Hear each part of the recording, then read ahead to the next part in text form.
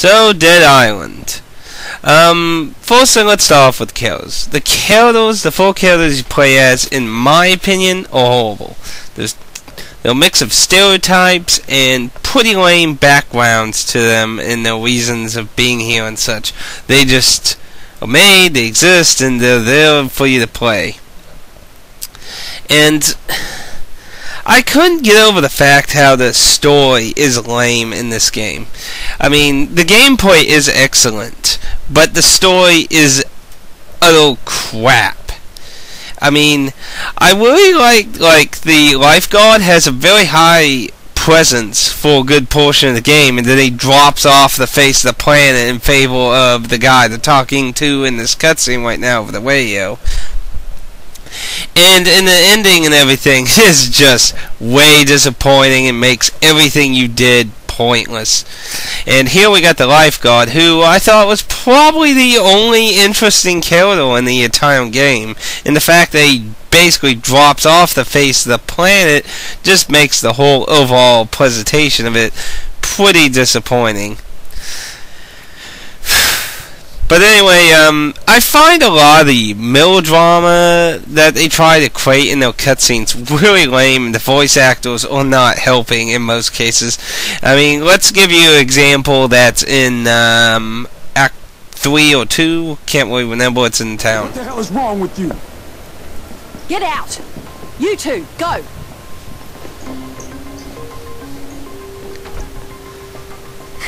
I just tried to help. I tried. It's all right, love. We're getting you out of here. Christ, what did they do to you? I just want to leave. I just want to go. Fuck her, man. Bitch sold us out. Hey, come on, man. We're a team, right? We stick together. That's exactly why she shouldn't come with us. We all could have died. She fucking lied to us. I'm not saying leave her here. Give her to the nun. Then we could head to the hotel.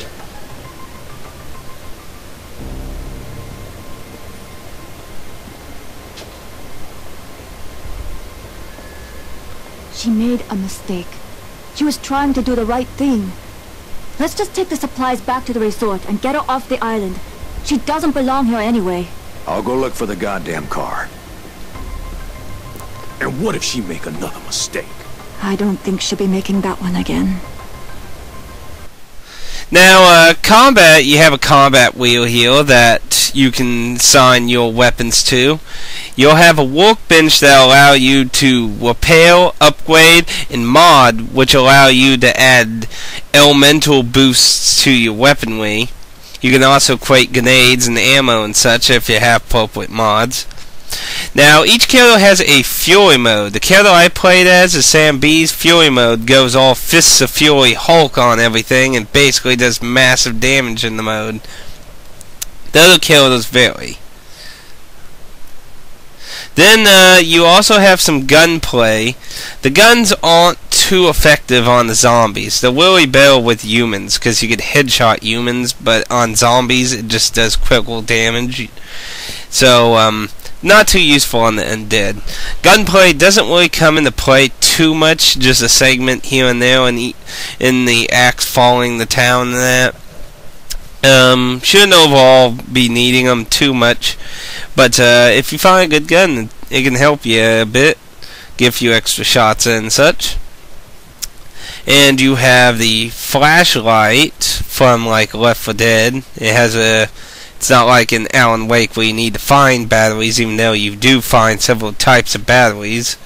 You can also get cars, and you can use them for transportation for several items required for quests. And the kind of quests you will have is escorting, fetch this, get that, save this person, or find this person. There ain't a lot of escort missions, though.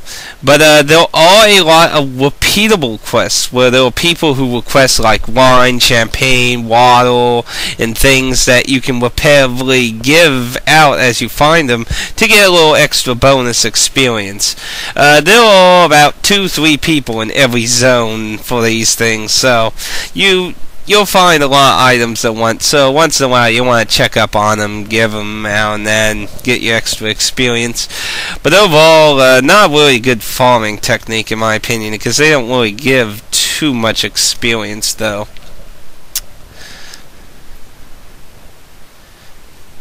And you'll also want to explore each zone, because there are a number of survivors who are similar like the Dead Rising, are not informed or part of quests that you get in main areas of the game, and are just simply wandering around / trapped here or that. Most of these people do not request you to escort them, and you can also find there's a few secrets in the game. These skulls, if you keep a good eye out for, can unlock special developer mods that are very powerful for your weapons. There's also a few problems I've encountered. One of the biggest problems, in my opinion, was the invisible walls. The jungle area was riddled with invisible walls. This is very bad, in my opinion, in an open, free game. A game that's trying to advertise sandbox environment. I mean, could you imagine what GTA would be like if, you scaled this building somehow using shit, and then all of a sudden, oh, there's an invisible wall here, because we didn't design the game for you to walk this way. Not very good in an open world game. Then we also had a few problems with thugs. Apparently when you get hit by a thug and you get up, you can go through things. So there's clipping issues there, and there probably could be a few cheat things you could do with thugs if you take advantage of that, though I never tested it out. But as you've seen, I was in the wall. But of course, the big positives of the entire game is gameplay. Combat is very realistic, and people have actually been comparing it to Skyrim's close combat, and some people have been saying it's actually much better. You can break, cut limbs, and decapitate. Breaking limbs is very important on thugs. It's a general strategy to fighting them. You'll have med packs, and you can find random food scattered about, and see, right now I'm just showing random footage of the town environment, which is the second zone after the resort. You'll have your quest log and such, but if you generally played Borderlands, you've played this game before somewhat. Because, I mean, the interface, quest system, and that are very Borderlands-like. It's like the Kratos took Borderlands and painted it over with the zombie apocalypse. Overall, though, and it's full-player co-op, by the way. Overall, this is a great game to play for just gameplay. If you're looking for a zombie apocalypse story, get the hell out of here, because I'd hate to tell you this, and this is coming from a Resident Evil fan, but this story is much poorer than Resident Evil. Resident Evil is considered to have one of the poorest win stories. This story is garbage. I would say Resident Evil has a far better storyline. But overall, if you're gonna play with friends, you can play Lane online. It's on 360 and PS3 and PC. So this is great playing co-op. I only got to play the end of the game on co-op because the patch wasn't out yet. Oh, pardon me. The patch wasn't out yet for the PS3 version yet. Well, the 360s has been out for a while.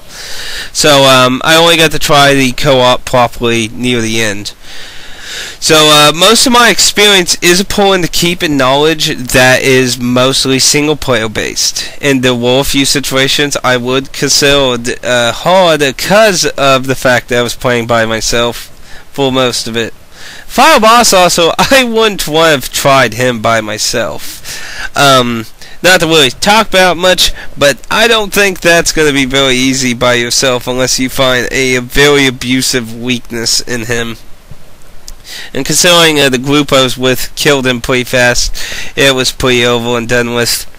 Would I recommend this game? In the end, if you got friends, you got online, or you like close, cool combat, because it's a lot like Condemn. Well, there were guns, but they were just a very secondary use. It's very melee combat-wise. So this isn't like Resident Evil and shit, where you got tons of guns and shooting everything to death.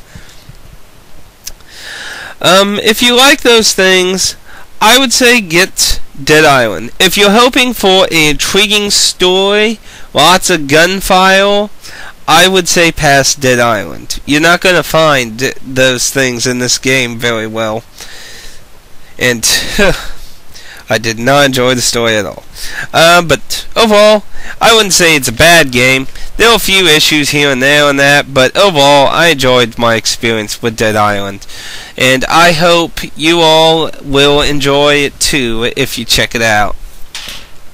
This is Atticus, and I hope you enjoyed this little talkie of the game.